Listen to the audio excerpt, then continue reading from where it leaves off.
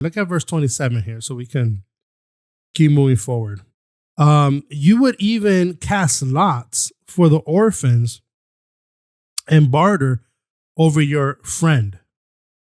There was a practice that, and probably still happens in some sense in today's world, because human trafficking, which is slavery, by the way, still happens.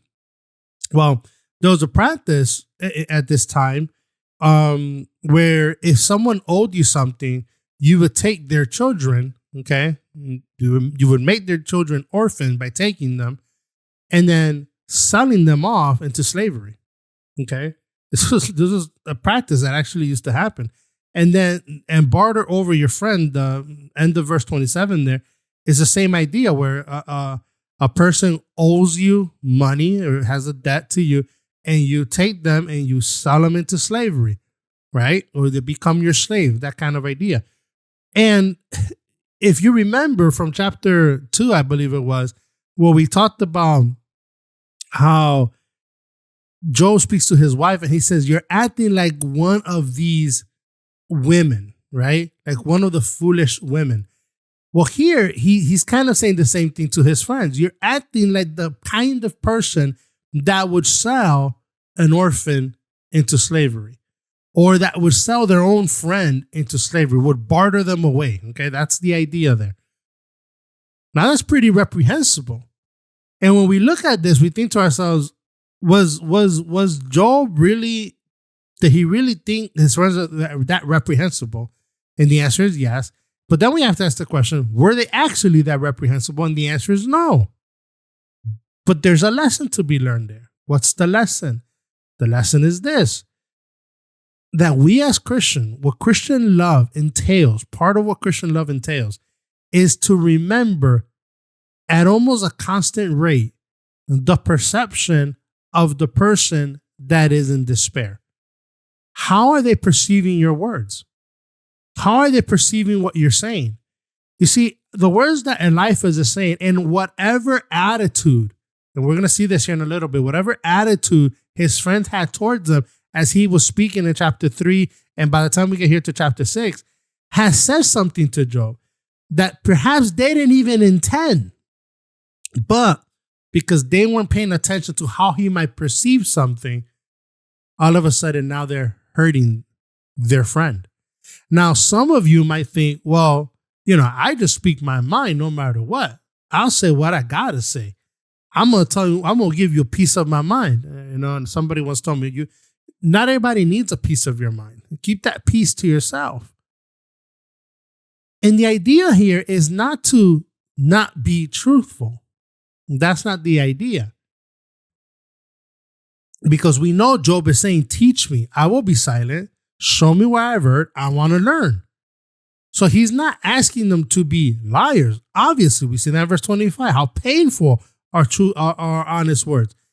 So we know this from Job, okay? But what he's saying here now, he's asking them to pay attention. He just said, listen, you're taking my words and you're being dismissive. You don't care about me. You might as well take me and just sell me away into slavery. That's kind of what you're doing. And there's even a deeper meaning here. The word barter there in verse 27 is really talking about, it means to dig, like to dig a grave or dig a hole. And in English, right, we have the old saying that says, hey, you're digging a grave for yourself. Well, part of what Job is saying here by using that word, the analogy that he's using here is you're digging a grave for me, right? If you sell your friend off into slavery, you're kind of digging a grave for him. The same word is used to describe the digging of a cistern, which reminds me of the story of Joseph. He's thrown in a cistern, and then he's taken and he's sold into slavery, right? So it's this idea of deception, which when we go back to what we taught 2-3 weeks ago about the wadi, right? The treacherous and deceitful wadi. This is how Job is perceiving his friends. Now, why does that matter? Even if it's not real, it's real for the man that's going through it. Okay. And until we understand this, we're going to be doctrinaires telling people the truth of the gospel, but in such a harsh way that it pushes them away. That does not mean, please understand, that's not me saying water down the gospel. That's not what I'm saying. But when you're having private conversations, personal conversations with your friends at work, whatever it may be, make it a point to listen deeply and intently to what they're saying so that you don't fall in this kind of trap. It's real important. Okay. I can't stick to that point. Let me look at verse 28 now. Because now Job is about to enter his plea here. Now, please look at me. Okay. His tone is changing here. There was the bit of sarcasm happening here in verse 27. Now in verse 28, he's looking them in the eyeball again. And he's saying to them, now, please look at me. Now, this is really interesting because when he says, now, please look at me, that makes you think, were they not paying attention to him? Were they looking away? Were they ignoring him? Why is he saying, look at me? Were they tired of seeing this decrepit man falling apart in front of them? And now they weren't looking at him? Look at verse 29. He says, desist now. The word desist should probably be best translated as return. And some scholars even think that maybe his friends had turned literally their backs to him at this point.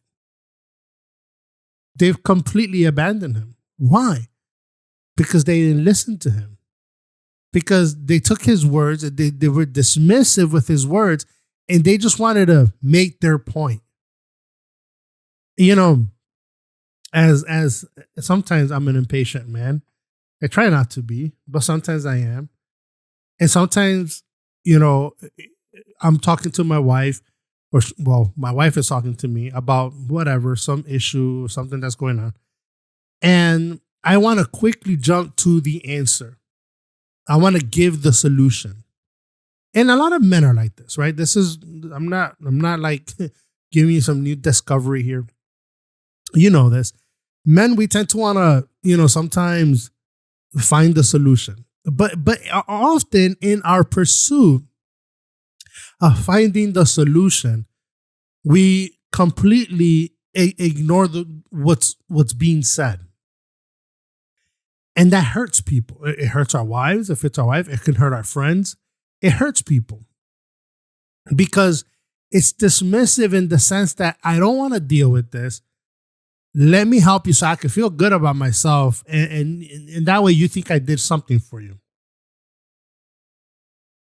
And I guess part of what we learn from this passage is that being a true friend is a costly thing. It costs you something, time, resources, whatever it might be. But it's not easy.